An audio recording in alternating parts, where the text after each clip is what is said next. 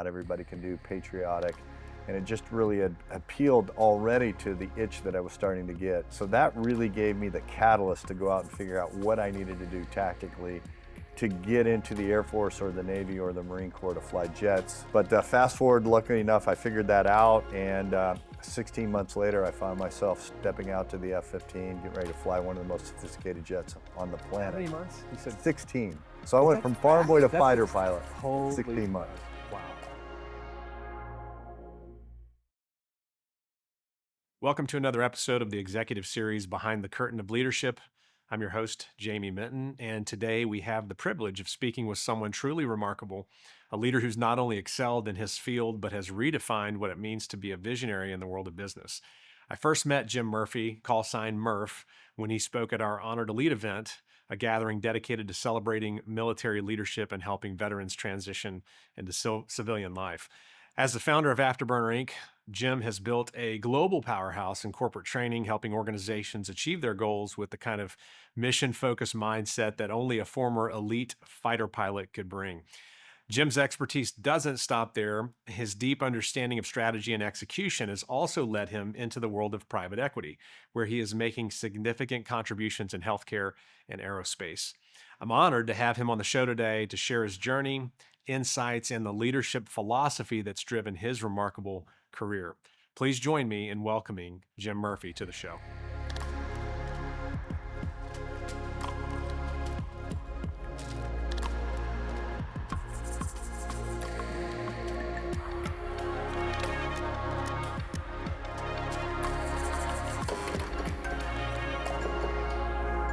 Jim. Hey, It is Jamie. great. It's great to have you, man. It's great to be here. Yeah. Great to be here. First time here with us at the studio, but It is. we go. You and I go back. We were laughing about how many years and early how we met, I guess actually. But I know it was at Honor to Lead. We had you come speak. We were at North Georgia, What a beautiful campus. and I know, right? That seems like yesterday. Yeah, yeah. And what is it? 9 years? Yeah. 9 years. Yeah. And before that, I was trying to think. I originally met you, and it had to be near the beginning of or close to the beginning of Afterburner. It was 2003. I was on staff at John Maxwell's company, That's and right. I think you came in. I came in the office. That's right. And was it just to kind of see what kind of synergies were there, or were they doing some speaking stuff? Or I met your president at a YPO event, I believe. Kevin. At Yep. Kevin Small, right? Yeah, yeah. So he invited me to come over, and came over and met him and spent time with the staff. That's awesome. Yeah. That's cool. And that was early days, and then fast forward 2015, and you and I have done stuff over the years, but never something like this. So I'm excited to have you and talk about where you are in life. And I think about your whole career in so many different phases, from sports to military you want to get into, and then of course to the success of Afterburner, and now a new phase of life in investments and funds and private equity. That's And right. so it's Yep. pretty awesome, man, what you've been able to accomplish. Cool. I would say the exact same thing, John. You would. I love the Took studio the word too. Oh, okay, yes. Build it and they will come. Yes. I'm thinking Field of Dreams here. Hey, Is nice. that great? Nice. Yeah. Which brings us to baseball. So you really, early days for you as a passion, growing up in Kentucky, playing baseball. That's right. And you know, it's cool now. I've got sons that are really good athletes and they're playing pretty high level ball at their age anyway. So I get a chance to dive back in and coach. So it's been a lot of That's fun. awesome. That is great. Yeah. And that take us through just real quickly, remind, or just kind of walk through from baseball to job, and then what happened that led you into the military. Yeah. So grew up, in Central Kentucky, and was always an athlete. I played baseball and football. Was blessed enough to be pretty good, and ended up in a junior college down in Southern Mississippi, Pearl River Junior College. Played down there. And actually, it was in Florida my freshman semester in college, small school down in St. Petersburg. Then went up to the JUCO. At that time, the goal was to get drafted Yep. and play in the big leagues one day. So that was everybody's focus, and that was certainly my goal at the time. Went down to Pearl River, did really well down there. Ended up getting recruited by a lot of dream colleges, the ones I always wanted to play for, and one of them was obviously University of Kentucky. Mhm. So I got a chance to come back home and play for the Wildcats, play in the SEC, Division I football or Division I baseball, which was just an incredible What a dream. experience. Yeah. Did not end up getting drafted. Quite a few of my teammates did. Some of them went on to the big leagues to play. got a chance to play with a lot of big leaguers that we all know their names. So got a chance to play at a high level, but the lessons learned there were incredible and served me well throughout my life, and hopefully will serve my sons well as well. So those lessons of triumphs and failures were important to me.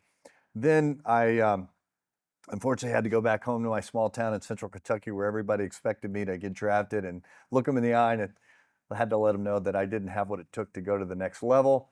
But my dad was there with open arms, looking forward to me to come back and work into the family business. And he taught me how to be a salesman. We were selling copiers and facsimiles at the time. Okay. And You had a farm, right? I mean, we had a farm. That's right. So your my dad was the entrepreneur. My mom was the farmer. So we had a horse farm and raising thoroughbreds. We also did a little bit of tobacco farming at the time. That was a big crop back in the day, but mainly horses. And always had been raised around agriculture areas because of mom. But dad was the businessman. You know, he was an entrepreneur and a sales guy through and through. So had an opportunity to work for him for a while. You know, that's not what I envisioned myself doing. So, you know, I was looking for other things. I wasn't super happy at the time. I was ready to get out of Kentucky and do something else, and met a fighter pilot who made a huge impression on me. Started thinking about maybe this fighter pilot track in the military is the way to go. I started flying at the local airport, and then the movie Top Gun came out. Okay. I was gonna say, was the fighter pilot Tom Cruise or at all? Well, I tell you what, I mean, it's funny to think that a movie can make that big of an impact on you when you're in your youth, but this one certainly did. And because I could put myself into the movie at the time, I was about the same age as Tom Cruise was in the movie, and gosh, he was just doing something to me that seemed athletic in nature. Not everybody can do, patriotic, and it just really had appealed already to the itch that I was starting to get. And so that really gave me the catalyst to go out and figure out what I needed to do tactically to get into the Air Force or the Navy or the Marine Corps to fly jets, even though I'd already graduated. Okay. So it was a very competitive environment at the time, and unfortunately the movie made it even more competitive. I bet. But fast forward, luckily enough, I figured that out, and 16 months later, I found myself stepping out to the F-15, getting ready to fly one of the most sophisticated jets on the planet. How many months? You said 16. So I went from farm boy to fighter pilot. Holy 16 months. Wow. Is it that compact in time? Or yeah, it's amazing, and it is even to this day. I mean, it's just a real testament to the training programs, the protocols that our country's learned over the years of doing this. So 16 years solo, or 16 months to solo the F-15, the entire training track took about 24 months. Okay. So from start to That's mature amazing. fighter pilot, about 24 months. Yeah. Wow. And was it like we picture? Is it that kind of competition while you were there as far as the personalities? And I guess you got to have an ego. You got to be able to have confidence. You know, I think, Hollywood's Hollywood. They have to do what they have to do. I think that's very overblown. You really can't be that egotistical. And I mean, certainly everybody's got big egos, but it was very much a collaborate and graduate teamwork environment, not only within the fighter pilot community itself, but the organization, the enterprise, and the Air Force. So everybody was aligned about a singular mission, and that made a huge impression on me at the time. First time you went up.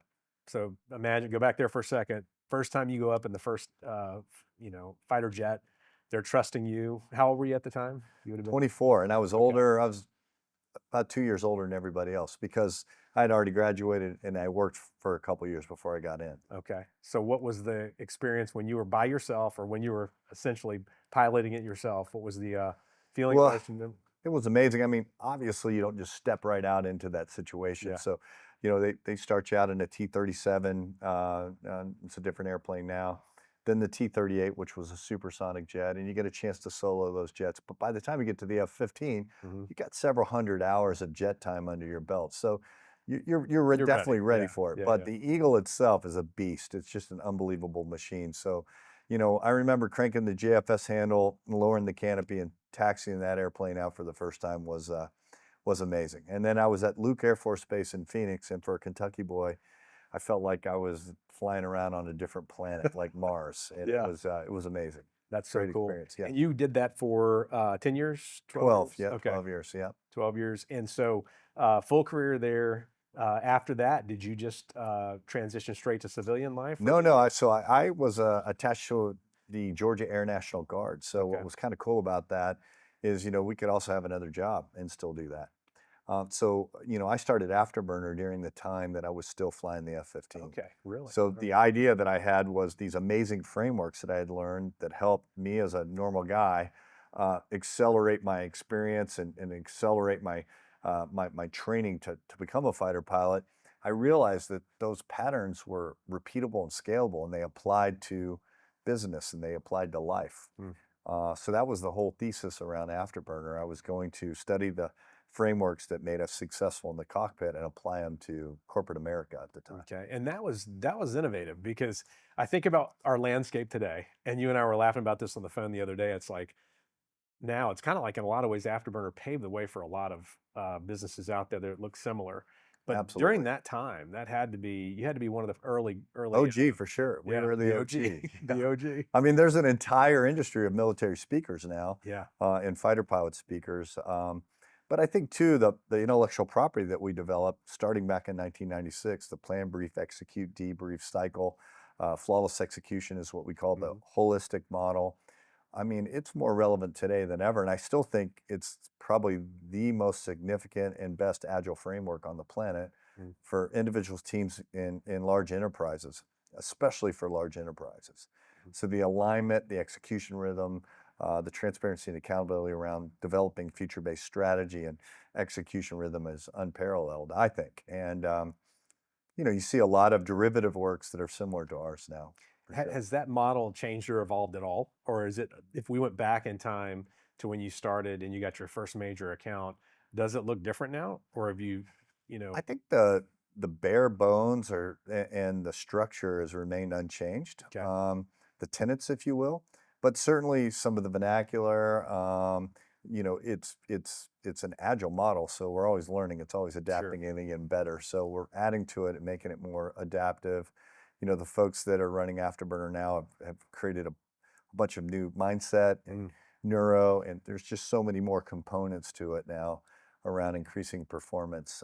And we've learned so much more too, yeah. just through bringing in science into the frameworks. And I think about all the companies that I've looked at that list. You and I years ago went through that. I forget who your first major client was, Home but Depot, that's what I was going to say. the Was it Home Home Depot? Depot. And did you have a whole team behind you at that time, or did you just walk in and give No, them the that's what's pitch? great is, I was still in my squadron and, Yeah. we had a team of fighter pilots that I was flying with that Mm. was our original team at Afterburner. So That's yeah. awesome.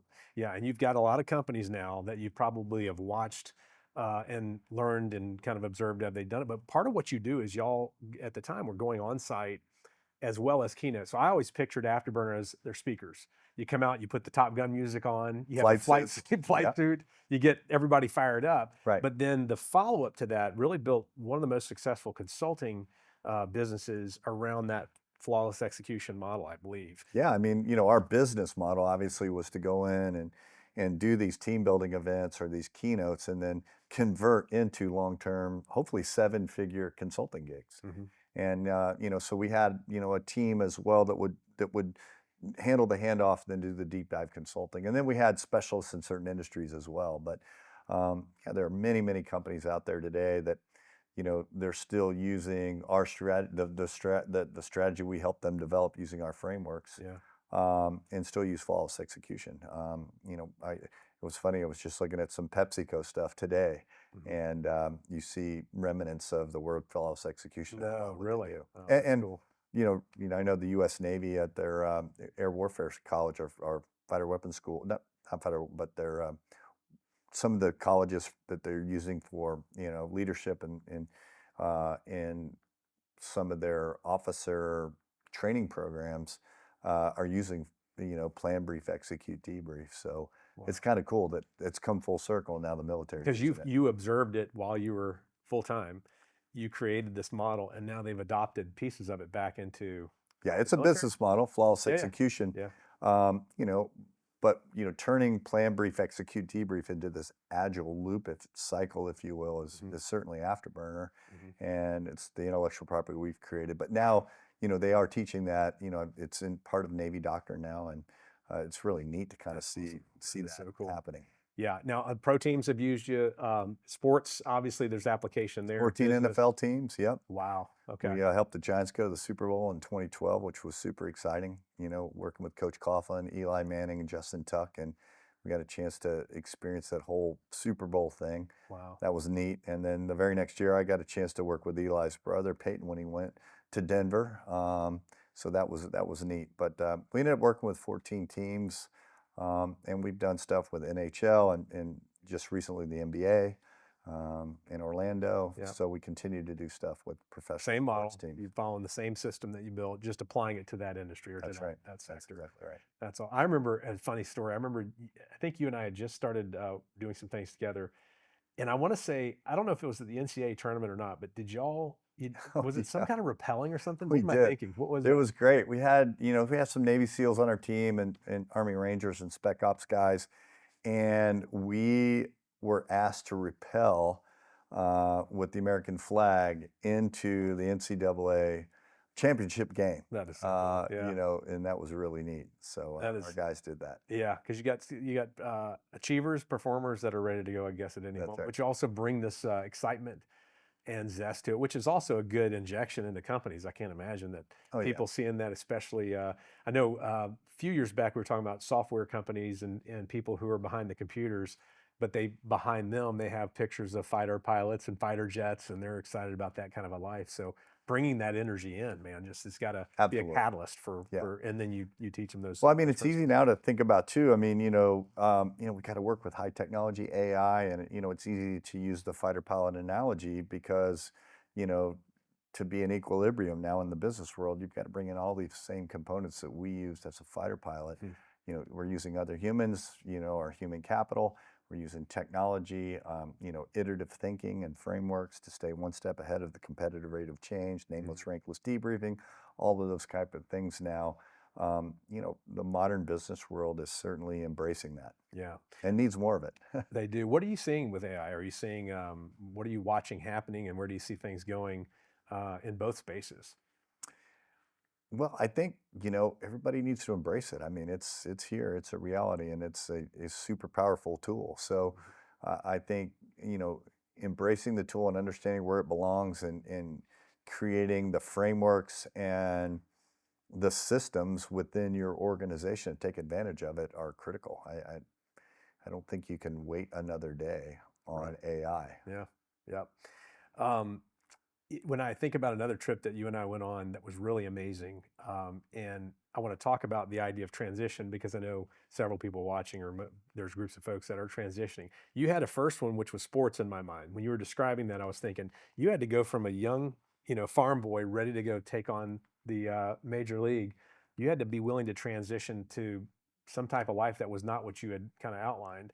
And then you also went through a second one, coming from military into a successful but civilian life.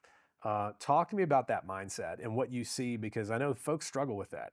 Yeah, I'm going through a pivot right now, as we're, maturing our private equity firm, Afterburner Capital. I'm still, taking baby steps there. So, and that's a new pivot. But yeah, I think I went through several pretty major transitions or pivots in life. I mean, certainly the baseball transition into the business world, and then from the business world into the military, and then military back into the business world as a solo entrepreneur, and then later as a no kidding real CEO.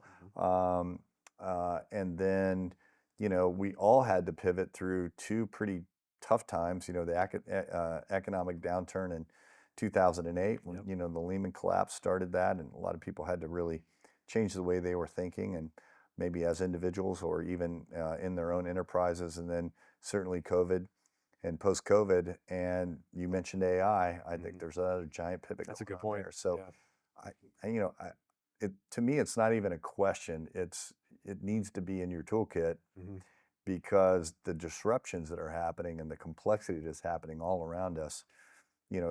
I think if you have the long view, you realize that the long view is going to require some major pivots. Yeah, big time. And I think the way that we were just filming through the fighter pilot mindset, And we talked about that mindset being a growth mindset. That's right. Not Talk to me fixed about that for a versus second. a Yeah, growth fixed mindset. versus growth. So talk to me about that for a second, because I thought that was kind of applies to almost every area that we're looking at right Yeah. Well, I mean, the fighter pilot mindset is obviously about iteration. And, a lot of people have a fixed mindset based on their history or where they currently are, and they don't have an iterative mindset or growth mindset. So a lot of that has to do with not necessarily being unhappy where you are, but just realizing that you have to stay at the same rate of change or slightly ahead of the rate of change if you're going to survive, thrive, and hopefully prosper. now. So that's that growth mindset. So whatever it means to you to do that, but you have to be iterative in nature. So, that's not only learning from mistakes by being truthful with yourself, by doing your own introspective or debriefing, if you will, not only asking how something occurred, but why, Mm. doing that root cause analysis, but it's also about being future focused and future based and moving towards that future. So if you don't know what that future is, i.e., we can't predict the future, but certainly you can design the one you want and purposely move towards that. That's the key. Mm-hmm. And in today's world, it's kind of easy to get absorbed in all the noise, whether it's scrolling, whether it's, all the data and the information, that we lose sight, I think, sometimes of the longer view. And I think a lot of people just have never really taken the time to create their own destination. We call it an HDD, an afterburner high definition destination. Yeah. And they don't really have that North Star they're moving towards. Yeah, and that's powerful, because walking through the HDD model and process, it reminds me a little bit of Covey with the begin with the end in mind. Yeah. But the way you design that is it's a very clear picture. But then you talk about aligning with your team, your business, even your spouse or your family or whoever you're doing life with, That's right. and the power behind that. Yep. And, it's about the details too. Most people, when they start thinking about the long term, it's pretty gray. I want to be successful. I want to be happy. But, we teach that, it's about that movie Top Gun that inspired me to get off the farm in central Kentucky. It wasn't a recruiting poster for the military or uncle saying you ought to consider the military. It was the passion, the context, the details of that movie that moved me and compelled me. So, your North Star needs to have that kind of context in it. If not, you're probably not going to get out of your comfort zone. You're not going to have an iterative growth mindset. You're going to have a fixed mindset. Mm-hmm. And the problem with the fixed mindset is everything around you is moving and has inertia, and it's going to leave you behind. Wow. And aligning with a team, if you've got a group or a team you're working with, or your partner, in this case, is where that, I guess, you're doubling up the forces, or you're Yeah, I mean, compound. I think that, we've learned over the years, there's several CEO stories where founders eventually found themselves outside their own company, being pushed outside the company because they fell out of line with the original principles that they set forth. The company prospered, they prospered, and they got out of line maybe with their family and their own personal goals because they weren't aligned anymore. And what you're kind of referring to is the personal HDD, where we coach entrepreneurs and founders and CEOs that you must stay aligned with your own core principles. So, get your significant other on board and build that HDD first with your family. And then it's time to go build the company's HDD and align. And I'm talking about entrepreneurs right now, not Sure. corporations. Yeah. So you stay in alignment, because the first people that realize that you're living outside of your core principles are going to be your employees. And those are the first ones that are going to vote to leave. And that's where things start to unwind and where people get in trouble. Yeah. One of the things I love about you, and even thinking through sports and Afterburner, now these new chapters of healthcare that you're involved with, private equity, which I've been learning about from you and thinking about kind of the vision of where that's headed, is that you are a doer. You're applying what you've been teaching. A lot of consultants that I've been around, and people that it's they're going to give you their philosophy or tell you what they think. You're actually taking what you've done and taught others to do, and you're still applying it to this day. And you turn 40 next week, I think you said. That's or right. In a couple of weeks. So it's like, man, I've always appreciated about your effort is always taking what you're teaching others and doing. Talk about the healthcare arena and maybe some private equity, and talk about what you're doing now.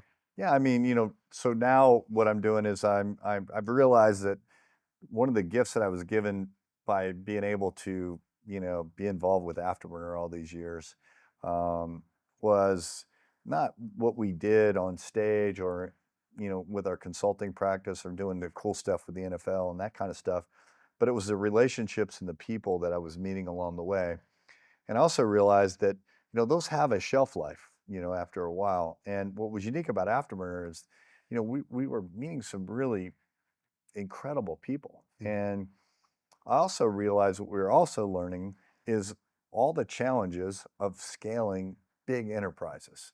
So we Okay. learned a lot about business from our clients that we were teaching our frameworks too, a That's cool. lot. Yeah. So I started to become a true student of business because I got to see it from every aspect and every angle.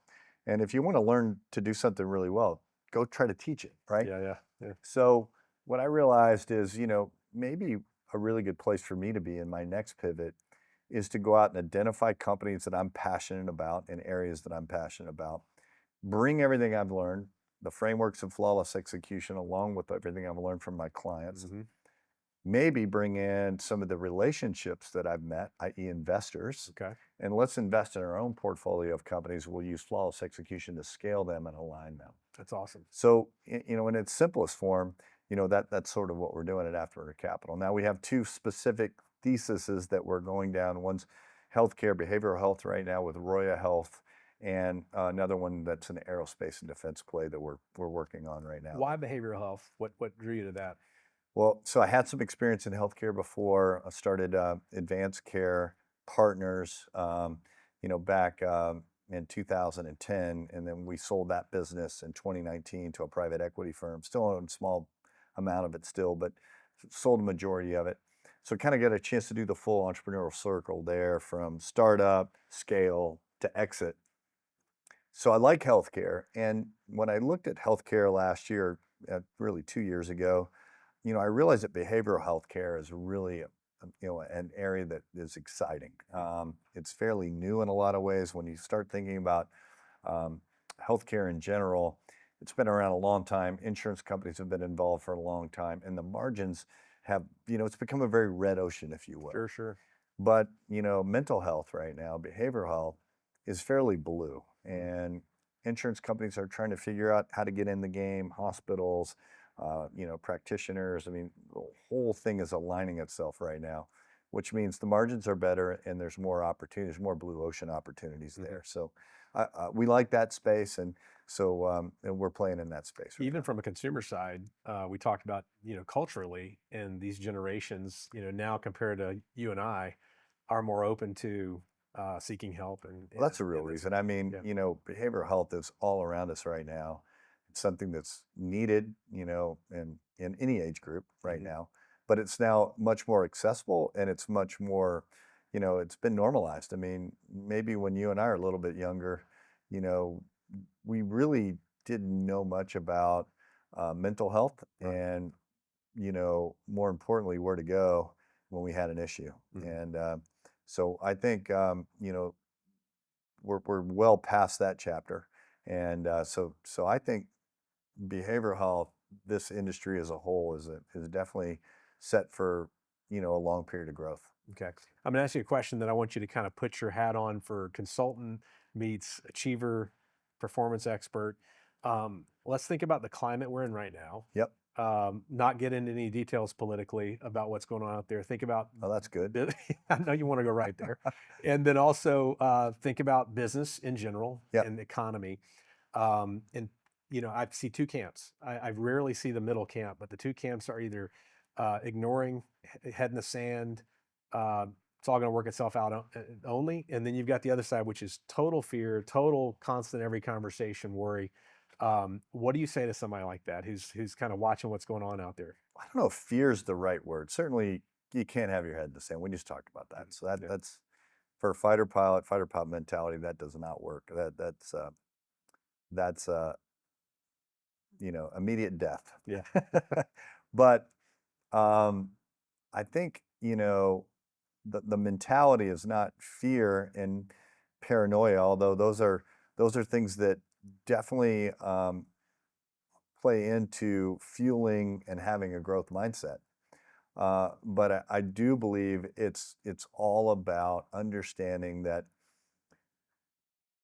You have to be more on your game today than ever. I mean, you really do. I mean, because of technology, because of AI, because of the amount of data that we have and the ability to access it, you absolutely have to be on your A game if you're going to stay, at the forefront of whatever you're trying to do. And so that requires you to really, really pay attention. So you have to have a high level of situational awareness, which means you really do have to care about your own growth, your own education, but you have to be really open-minded. Mm. And you have to be open-minded to those pivots that we talked about earlier. Yeah. And I think you just really, it's like flying the F-15. I mean, you have to be on it every second from takeoff to landing. And I think right now, the way the world is positioning itself, you have to be on it. Now, the really good news is what I see is there are very few people that have that mentality and very few people that will step up to the plate to accept that challenge. Okay. So if you're one of those kind of people, I think that you've got a lot of growth ahead of you. Yeah, you stand out. Absolutely. You're raising two young men. So in the same context, what are you teaching them and grooming them as they're in a totally different world than even my kids? What is something that you espouse to them? What's a core foundational thing you want them to think about at this stage of life? Tell me how old they are, and then. Well, I've got a 13-year-old and a 10-year-old. Okay. Yeah. Yep. Well, I'm instilling them, you know, the the strong core beliefs that I have, Okay. and that I've been raised around. And some of these core beliefs, aren't necessarily cool or in favor right now. But no matter what the beliefs are, it's important that you limit the number of them because too many of them is confusing in itself. Okay. And you stay absolutely true to them. And for me, it's, I've got to live the ethos in front of them because they're always watching. As an And example. they're extremely curious. Um, and so for me, those are kind of the keys is to be principle driven first of all. And for me, I get my principles from God, I get my principles from my parents, and get my principles from the way that I live my own life, the lessons that I've learned, and I'm trying to instill those into them. And the principles really are around work ethic, and being future based and goal oriented. And the other ones are having guardrails and teaching them as individuals. You don't necessarily need the peer group to get to where you go. First be your own man and make your decisions, and you can have confidence in the decisions you make based on your principles. And if you stick to your principles, they're tried and true. That will lead you into good decision making. It's awesome. That's great. You left two out: fishing and hunting. Yeah, Make those two exactly. Well, things. those are very important. And sports. Yeah. So I think too, we talked a little bit earlier. We were doing some work with you earlier about confidence, and I think that's another core principle is teaching them to be confident, and that if they're confident, they will have a bias to action on their own, meaning they will stand on their own 2 feet, make their own decisions, and they'll have a bias to action in whatever they're passionate about. If they're confident. And so as a parent, my number one job is to make them confident in the decisions that they make and the direction that they're going when they're young. Yeah. So when I'm not around, obviously, that confidence breeds more bias to action, which breeds more inertia, and hopefully all of that's pointing in the direction they want to go. Had a guy in here yesterday, turned 30, and he asked me that question: how do you create confidence? He's looking for himself. And what would be your answer to them? To, like, I get the confidence thing, but how do you help foster that?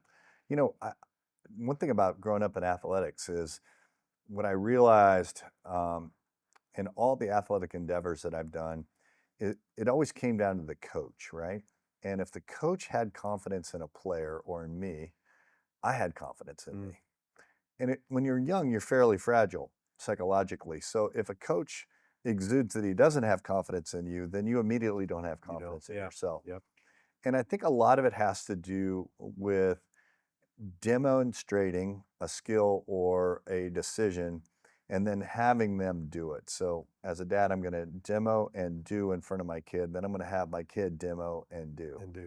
And it's real basic. Demo, do, demo, do, demo, do. Do it 3 times and they've got it. they have confidence. Mm-hmm.